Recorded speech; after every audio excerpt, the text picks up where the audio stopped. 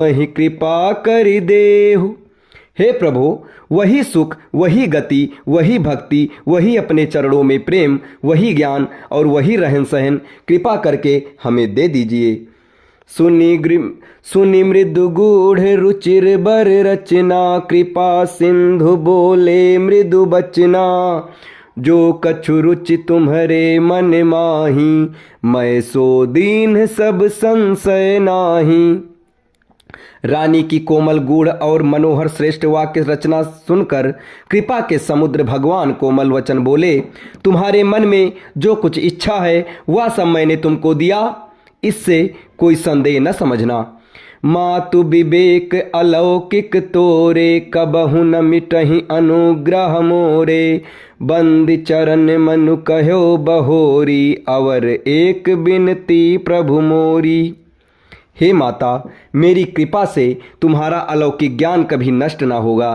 तब मनु ने भगवान के चरणों की वंदना करके फिर कहा, हे प्रभु, मेरी एक विनती और है।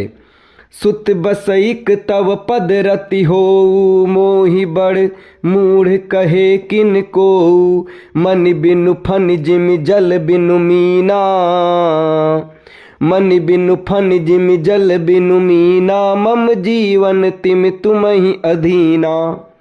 आपके चरणों में मेरी वैसी ही प्रीति हो जैसी पुत्र के लिए पिता की होती है। चाहे मुझे कोई बड़ा भारी मूर्ख ही क्यों न कहे, जैसे मड़ के बिना सांप और जल के बिना मछली नहीं रह सकती, वैसे ही मेरा जीवन आपके अधीन रहे, आपके बिना न रह सके।